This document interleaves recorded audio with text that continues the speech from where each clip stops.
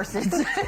He's happy to be here, He'll be doing guys. our show today with us. Lou Williams there on the end. We got Ricky Davis coming up in a little bit. We have a lot of basketball to get to. And can I just say, last night, kind of fun. Last night was awesome. But we're going to start in the Garden where hearts were broken. Oh, buddy.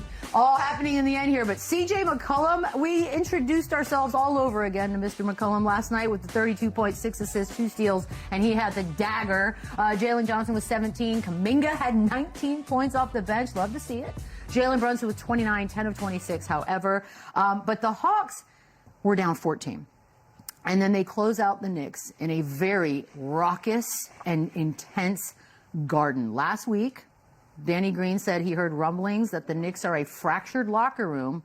That's not something you want to hear. Already? And that the dudes might not be digging Mike Brown the way we'd like them to be. So I'm going to start with Lou because Lou's the Atlanta guy here. You represent very well.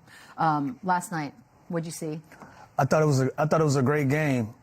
I looked at New York. They were a team that went to their bench, and it didn't work for them. You know, in the first half, in the top of the second quarter, they went to their bench. Those guys give up a 10-point lead. Atlanta's able to go up 1 point. In the second half, you go to your bench again. They don't quite go get the lead, but they cut into it to 5 or 6 points, and then you allow Atlanta to get some momentum, and that hurts you. So they got to figure out what they're going to do when you take Jalen Brunson off of the floor and when you go to the bench. Who's going to be the scorer, and who's just going to anchor you and hold you down? You know, I hadn't seen – I know Alvarado didn't play the first game. He played in the second game. Jordan Clarkson played extended minutes. Like, those guys are deserving of minutes. But if you're going to have them on the floor, they got to be able to sustain runs. And I think when Jordan Clarkson was out on the floor with that first group, he was able to do that. But as a collective, as that second group, they just weren't sturdy last night. And it allowed Atlanta to get some momentum in both opportunities. But on the Atlanta side of it, I just saw a team that wouldn't quit. You know, Jalen Johnson didn't get off to his greatest start. He was slow in getting in the rhythm of this game. But C.J. McCollum was aggressive the entire time. Alexander Walker was aggressive the entire time. You got great minutes from Jonathan Kuminga coming off the bench. You know, he was one of those guys that just did everything that they needed to do. They gave those guys chance after chance to win basketball games just by being active. So this is a quality win.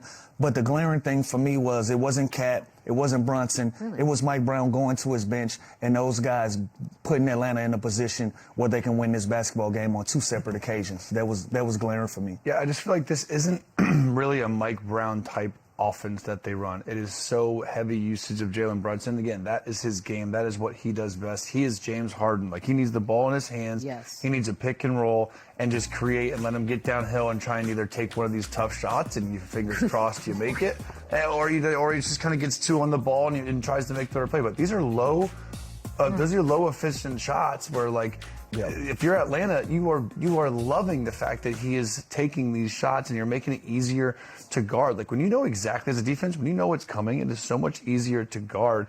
And Mike Brown, you know, basically took Steve Kerr's offense from Golden State and he brings it to Sacramento, and they're flying around. They play fast. This team doesn't do that. I don't know if it's because they're not capable of it, if it's not Jalen Brunson's strength. I don't think he has the personnel.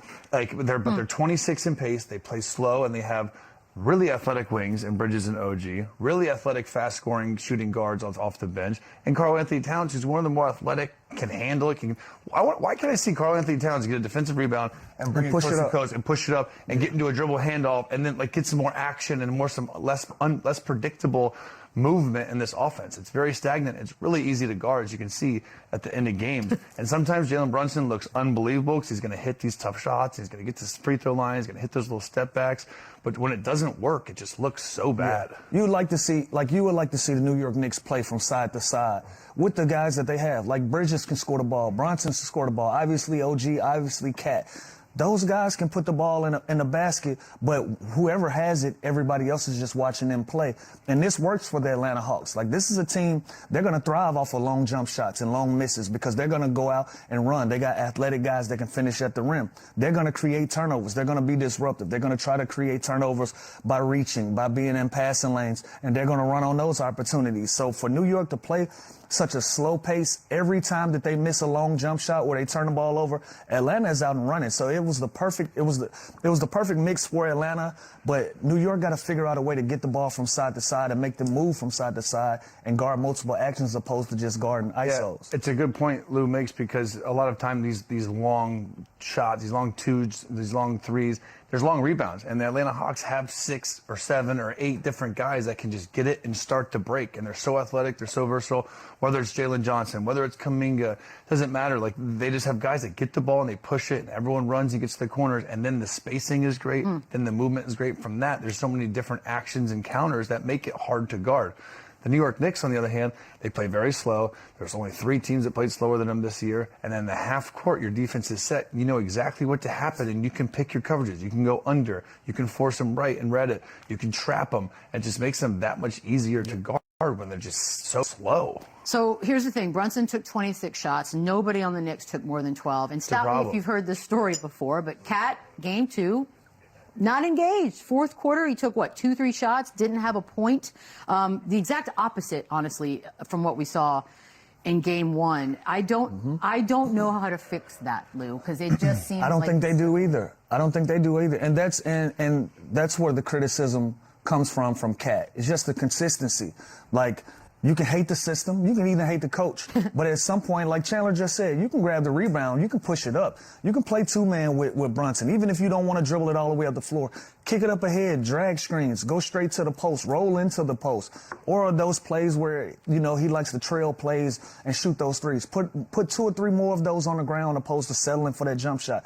There's so many ways that he can impact the game consistently that doesn't have anything to do with Mike Brown. And, and for that, that's where the criticisms come from. Like that first game, when he said he was a bad MFer, you want to see that time and time again, not just one game, not just a sample size. You want to have that as a consistent. And I thought last night was a great opportunity for them to go up 2-0 on an Atlanta Hawks team that you kind of had on the ropes.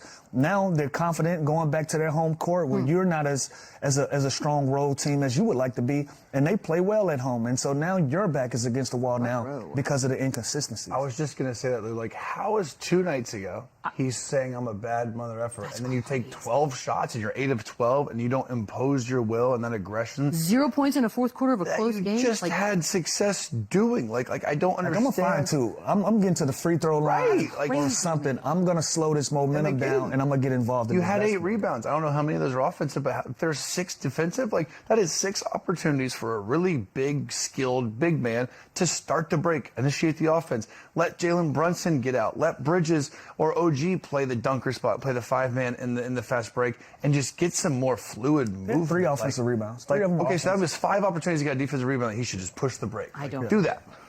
So it's got to be frustrating as a Knicks fan. It's got to be. Yeah, I mean, look at the fashion that they lost this game. That's heartbreaking. I don't have anything for Mike Brown right there. You get a stop and you kick it ahead. Naturally, a lot of coaches will take that.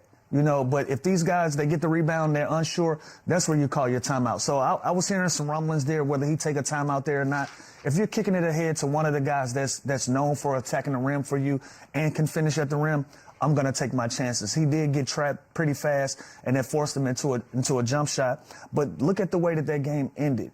Just one possession. So a lot of times, and Atlanta slowed the game down, by the way. They start playing possession basketball. Once they got to stop, they were able to slow down. But the difference is they play from side to side.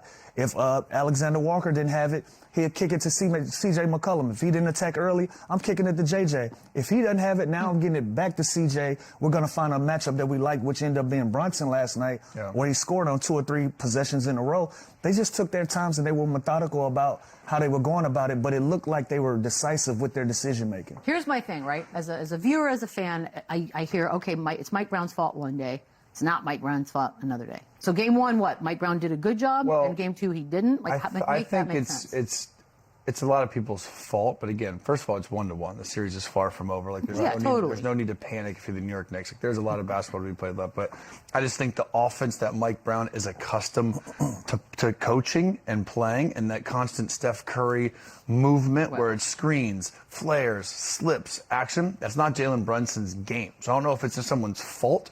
I think he's trying to coach the way that his best player plays, and I think when it's exposed and it doesn't go the right way, it looks really bad. And then like a play call like that at the end of the game, I would have rather have taken a timeout. They didn't have one. Oh, they didn't have one. No, that was an NBC graphic. Oh, okay. Because I was like, I'd like a timeout, advance the ball, but Now that makes more sense. No, I know. A lot of us thought, and then they. But also, a lot of times coaches don't want okay. to. A lot of times coaches don't want to burn the timeout because they don't want to let the defense set up. But again, I think in the flow, I'll take that look 9 times out of 10. I think we'll make a conversation about it because it's Bridges.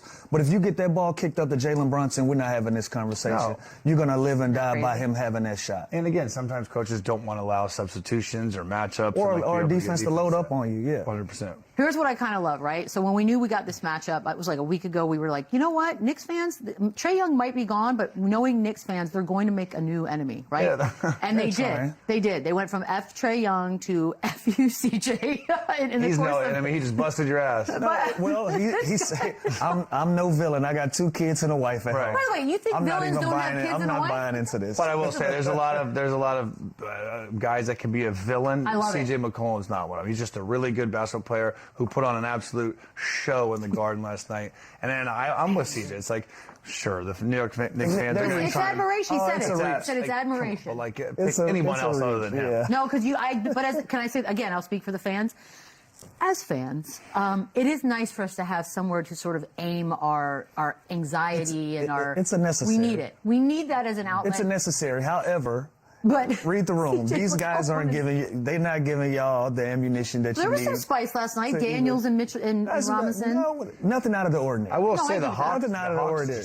The Hawks just hoop. Like they're not giving bulletin board material because they are just hooping and they play the right way. And we knew this was going to be a tough matchup. Like the Atlanta Hawks team, they came on so strong at the end of the season. They were peaking. We're right on schedule.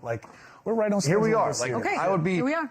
I would be very surprised if Atlanta doesn't get 1 or maybe even 2 of these games in Atlanta because they are a real deal. ATL ready to roll, by the way. I mean, you must have to go home. Should we fire up a Magic City then? You almost have to go home. Yeah, ATL's ready to roll. How did we not wear the hoodies today? I have my hoodie. Oh, you know what? Next one is when they win at home, we'll wear them. There you go. How concerned, truly, if you're New York, how concerned are you going? Because as you mentioned, they're not good on the road, 22-19. You should be. The 2 games that you won against Atlanta this year are under 3 points apiece. So this is a team that's played you well. Now in the playoffs where you take away some of the strong suits, you're looking at guys only have 12 attempts, not scoring in the fourth quarter. Jalen Brunson carrying the bulk of the workload. They're going to have to figure something out on the road if they don't want to limp back to New York because this is an Atlanta team. They thrive on their home court just as much as the New York Knicks. They thrive in the Garden. This is an Atlanta team that feels really good about their chances and opportunity being at home. And now you give them momentum going back into their building. It's going to get tough for New York. Let's see how they withstand it. Yeah, it's hard not to overreact if you're on the Knicks. It's hard not to overreact if you're us and do a sports show every single day because it changes. But the minute the Knicks go and happen to win Game 3, then all of a sudden all the pressure goes back to the Hawks. You think they'll win Game 3? No, I don't. But I think if they do, I think then all of a sudden then the Hawks are on their heels and they have to get this home win, or it's a wrap in New York. So like again, a lot of things change daily within a playoff series, but I would say the momentum is now shifted in the Hawks' direction. It's just funny because if you remember last year between the Knicks and Detroit, that series was all wonky too. It was like the teams couldn't win at home, that they could win on the road. So I have no idea what to expect from this game. Interesting though that you know. And Gabe Vincent hasn't even got going yet. He's underrated. So we'll see what happens. Sorry, Conrad. That being said, I do think that this was interesting because C.J. McCollum, I think for years has sort of been floundering on irrelevant teams. And it really felt like a reintroduction last night, Lou. Like, oh, my God, I said it earlier in the season. Think about his early struggles when he first got to Atlanta. And he was hearing the noise about the Trae Young trade, and everybody was saying, oh, they traded him for nothing. C.J. McCollum was like, what? You know what I mean? And he had some early struggles. And the struggles that I saw was him just being ultra-aggressive, trying to prove that, hey, I'm worthy of this recognition, and I'm one of those guys. I don't know if y'all know, but I'm a dog. And so I think some of that early in the season was him trying to prove that to the Atlanta Hawks fans. Once he settled in, I think he became C.J. McCollum. What a night last night. Like, I watched the New York Knicks. They tried to junk up the game because he was having some success against Jalen Brunson in the 1-on-1. Then they start running 2 guys at him. He turned the ball over a couple times in that trap because you junk up the game. And that was the result of it.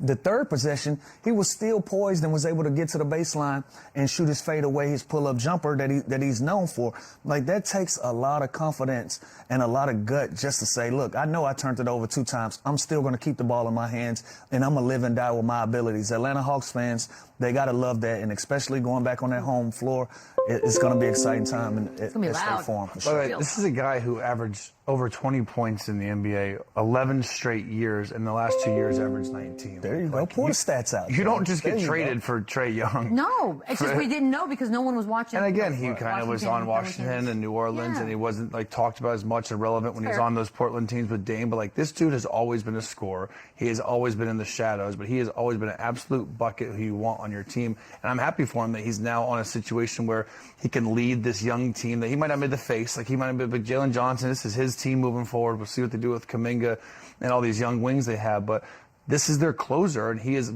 pretty much their best scorer right now with the game on the line. Like, you want CJ McCollum to have the ball in his hands, so I'm happy that we're seeing him get to do this again in the postseason and kind of lead this team. It was crazy to keep hearing his name. I was like, okay, we're doing this. 20 plus 11 straight years. Yeah, I know. Sheesh. Don't even know that. By the way, East Coasters, I don't know if you know this, but in the